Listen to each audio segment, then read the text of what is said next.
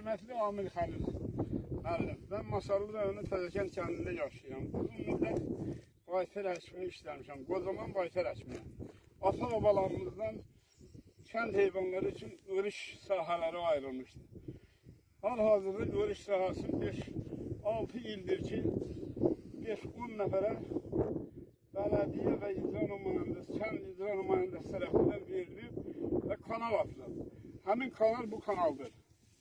Bunun uzunluğu 1 kilometr 600 metreye yakın Qumbaş çayına birləşir. Bu qədər torpaq sahələri zay olur.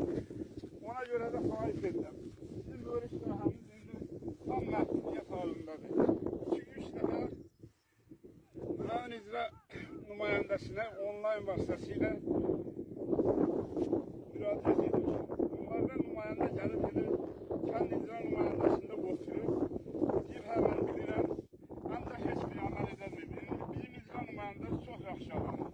Çox insanpərvər, qanunpərvərdir. Ona da yalan məlumat verilib bu örüş sahəsi barədə. Bu örüş sahəsi, bunun uzunluğu belənçi hardasa 400-500 metrə yaxın olur. 350 metrədən çoxdur. Ona görə də yəni isə uzunluğu isə bunun uzunluğu 2 kilometr 600 metrədir. Qumbaş çayına qədər.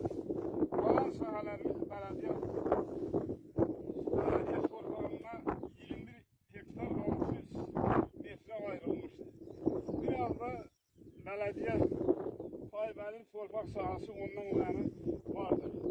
Bunun özündə 7 metrə eğilən bir uzun kanal vardır. Həmin kanal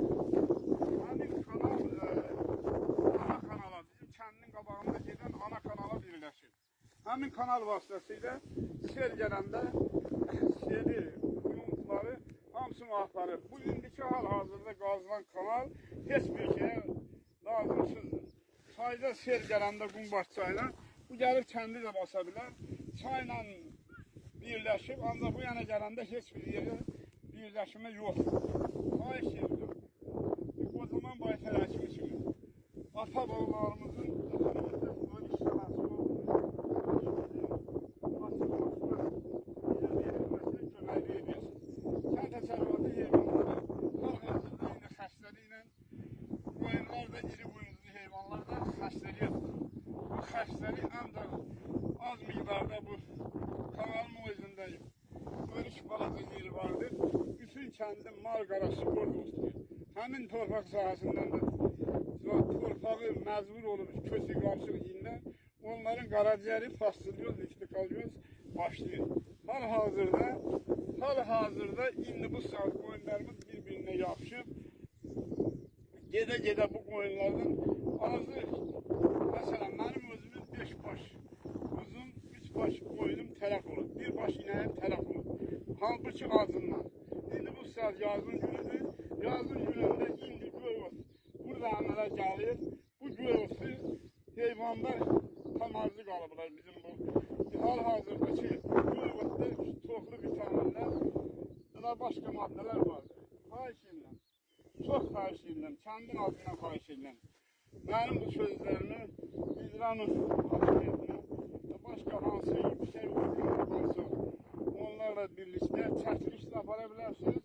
Belə də gəlib sahəyə baxa bilərsiniz ki, bu qədər sahə hamısı 5-10 nəfərin əlində qalır. Bunun pulunu da soruşanda icra nümayəndəsindən gəl kənd icra nümayəndəsindən. Qazı deyir, mənə heç kim istədi vermir. Məndə heç kimdən də soruşma qalmır. Deyir, məndən qabaq verilir, mənim işim qoyulur. Hal-hazırda təzə bələdiyyə verir. Həmin bələdiyyə indiyə qədər kəndə gəlib çıxır. Bir dəfə deyilən şey yoxdur ki, indi bu icra nümayəndəsi deyir, ancaq gəlmə, ya kimsə deyir ki, gəlmə bu kəndə, belə bir şey var, ona görə də gəlmə. Xahiş edirəm, bu sahələrin, örüş sahəsinin açılmağına bizə köməkli edəcək. Qabaqdan sizə minnətdarlığımı bildirirəm. Bu sahanın uzunluğu bax, qabaqda görünən evlər var. Uzaqda həmin evlərin yanından Qumbaş çayı gedirlər, kənar sahəsi buradan ayrılır. Bunun uzunluğu 1 kilometr ölçmüşəm, 600 metrə. 1 kilometr 600 metrə.